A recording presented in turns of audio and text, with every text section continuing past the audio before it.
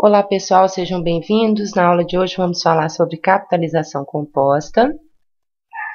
A principal diferença entre a capitalização simples e a capitalização composta é que na capitalização composta os juros auferidos em cada período são capitalizados para o período seguinte. Então essa aqui é a principal fórmula da capitalização composta, onde FV é o valor futuro, PV seria o valor presente ou atual, I é a taxa de juros praticada, lembrando que a taxa deve ser indicada e utilizada na forma unitária ou decimal, e N é o prazo da operação. Vejamos então alguns exemplos. Lembre-se de ter à mão a sua calculadora financeira. Bom, nosso primeiro exemplo, temos aqui uma pessoa deseja obter R$ 27.500 dentro de um ano. Quanto deverá ela depositar hoje numa alternativa de poupança que rende 1,7% de juros compostos ao mês? Então, primeiramente, vamos anotar, registrar quais são os dados do nosso problema. Então, temos aqui, ela quer obter 27.500, esse vai ser o FV.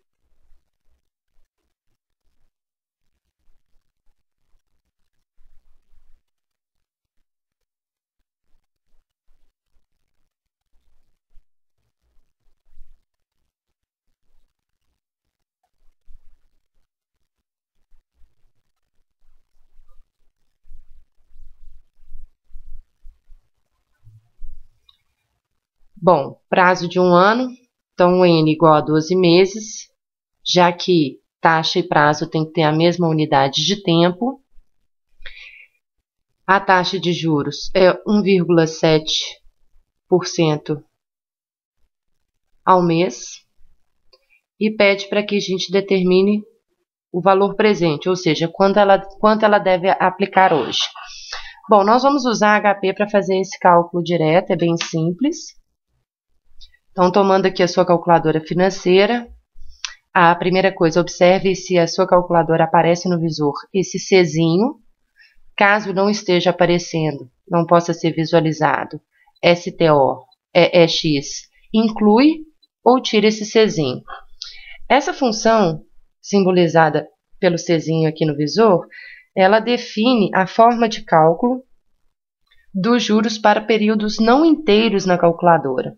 Então, o Czinho, ela determina que serão considerados juros ou uma função exponencial até para períodos não inteiros. Quando esse Czinho não está acionado, os períodos fracionários serão calculados de forma linear, ok? Então, vamos lá. Mais um detalhe, nós vamos usar aqui as teclas financeiras. A HP12C, ela trabalha com a forma, de fluxo de caixa. Então, uma vez que a gente vai trabalhar com PV e FV, valor presente, valor futuro, um deles será positivo, o outro negativo, um é entrada, o outro é saída, ok? Para nós, não vai interferir quem a gente vai associar o sinal de negativo, já que a gente vai se preocupar com os cálculos em si, não necessariamente com a representação de entrada e saída. Então, vamos definir, apenas para simplificar, que o calculado, o valor informado a gente coloca com CHS, que vai ficar negativo, para que o nosso calculado fique já com valor positivo. Então, primeiro limpe a função financeira, para isso FFIN, você vai limpar os dados que porventura estejam armazenados nas teclas financeiras. Vamos introduzir os dados do problema, 27.500, CHS, já pelo padrão de fluxo de caixa. Esse é o nosso valor futuro, 12 meses. A taxa na HP ela é dada na forma de porcentagem mesmo, então 1,7, e puxa o PV.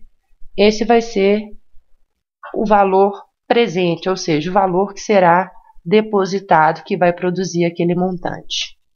Ok? Então, aqui teremos, então, registrando os passos da calculadora,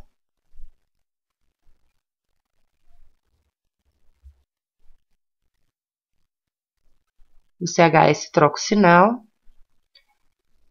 12N, 1.7I, puxa PV. E aí a gente obtém o resultado 22.463,70. 22.463 reais e 70 centavos. Ok? Os mesmos cálculos podem ser feitos através da fórmula. Deixo como exercício. Vejamos o próximo exemplo. Qual o valor de resgate de uma aplicação de R$12.000 em um título pelo prazo de 8 meses à taxa de juros compostos de 3,5% ao mês? Então, registrando os nossos dados, a aplicação de 12.000. Então, 12.000 é o PV. O prazo de 8 meses, N igual a 8. Taxa de juros, 3,5% ao mês. Observem que prazo e taxa estão na mesma unidade de tempo. Quer saber o valor de resgate, ou seja, o montante, ou FV. Ok? Então, vamos lá na HP, mais uma vez, limpar a parte financeira. Observem que o visor continua registrando esse dado, o que não interfere nos nossos cálculos, já que a parte financeira foi totalmente limpa. Se você quiser limpar esse visor, basta acionar a função CLX, pronto. Então, registrando os dados, 12.000, vamos ao CHS, PV, 8N, 3,5 é a taxa, puxa o FV, R$15.801,71. Então, vamos registrar aqui os passos da calculadora. 12.000, CHS, PV, 8N, 3,5I, puxa FV. R$15.801,71. Para fazer as avaliações, eu sugiro que vocês registrem os passos da calculadora, já que isso pode ser considerado como um item de atribuição de pontos. Vamos a mais um exemplo. Determinar a taxa mensal de juros compostos de uma aplicação de R$40.000 que produz um montante de R$43.894,63 ao final de um quadrimestre. Então, vejamos os dados do nosso problema. Aplicação de 40.000. Então, 40.000 é o valor presente, ou PV. O montante, FV, R$43.894,63. O prazo, um quadrimestre, é um período de 4 meses. Então, vamos trabalhar em meses, já que ele pede a taxa mensal de juros. E vamos calcular a taxa. Então, tomando a nossa calculadora, mais uma vez, lembrem-se de limpar. Limpamos os dados do problema. 40.000, CHS PV, 43.894,63 é o FV, que já não tem o CHS, já que a gente atribuiu o sinal negativo no PV. 4N, puxa a taxa, 2,35. Aqui na HP já vem a taxa em porcentagem já para o período que a gente está considerando, que é mensal. Então, registrando aqui os passos da calculadora, 40.000, CHS PV, 43.894,63 é o FV, 4N, puxa a taxa. Então, encontramos a taxa de 2,35. Já é uma taxa em porcentagem ao mês, porque o nosso período utilizado já é mensal. Ok? Vejamos um outro exemplo. Uma aplicação no valor de 22.000 efetuada em certa data produz a taxa de juros compostos de 2,4% ao mês, um montante de 26.000 em certa data futura. Calcular quantos dias durou a aplicação. Bom, ele pede para calcular o prazo em dias, uma vez que a taxa foi dada em meses. Ao contrário do que pode ser feito na capitalização simples, na capitalização composta, a gente não pode manipular matematicamente a taxa de forma tão simples, bastando multiplicar ou dividir de acordo com a necessidade do problema. Outro detalhe, o cálculo de prazo na HP, o N, ela é sempre arredondado para mais, então também não é aconselhável que nós calculemos prazos na HP, a não ser que trabalhemos sempre com taxas diárias, porque aí sim o arredondamento de um dia é aceitável, mas de um dia para acrescentar um mês no prazo de aplicação já não é recomendado.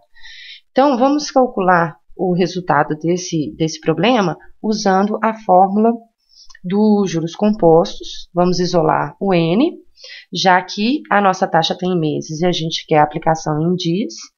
Não conseguimos, por enquanto, não temos, né, os recursos necessários para transformar essa taxa mensal em diária, já que estamos trabalhando com capitalização composta. Então, o que vamos fazer é calcular pela fórmula e depois fazer a transformação do prazo, que vai ser dada em meses, para dias. Bom, os nossos dados. O PV é 22.000.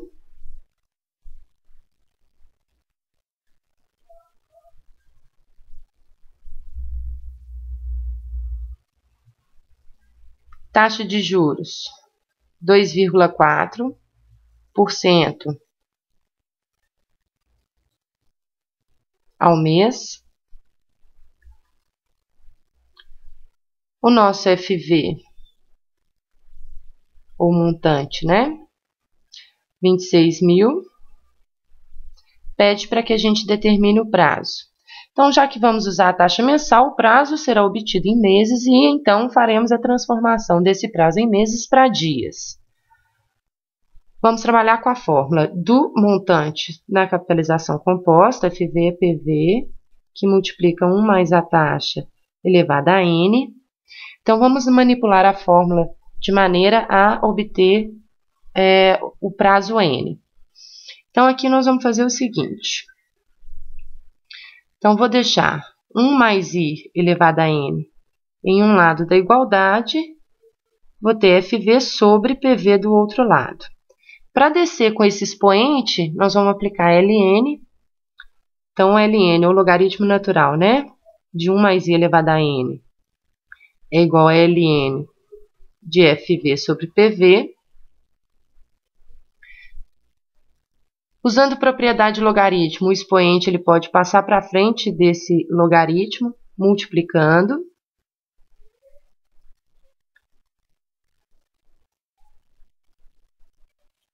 Agora, a gente traz esse termo LN de 1 mais a taxa para o outro lado da igualdade, dividindo o que já estava lá. Então, LN de FV sobre PV sobre LN de 1 mais a taxa. Como aqui a gente está trabalhando com a fórmula, a taxa tem que ser na forma unitária ou decimal. Então, usando os dados do nosso problema, o nosso prazo vai ser LN de FV, que é 26.000, sobre o PV, que é 22.000, dividido por LN de 1 mais a taxa, na forma decimal, 0,024.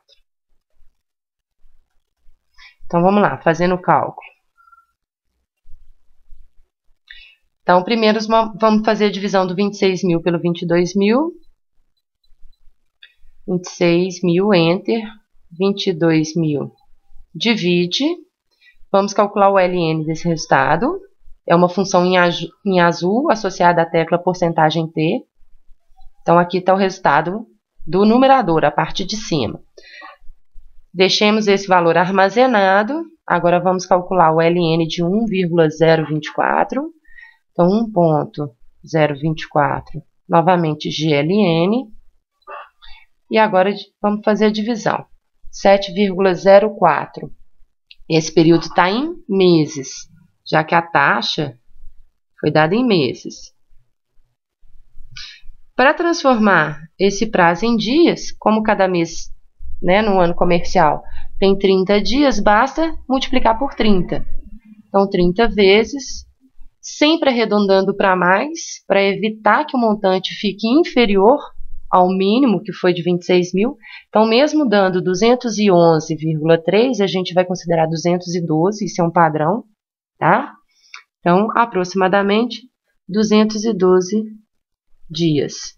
Esse processo, ele vale para qualquer problema que a gente estiver resolvendo, aonde for calculado o prazo, ok? Espero que tenham aproveitado. Próxima aula vamos tratar de taxas equivalentes. Até lá!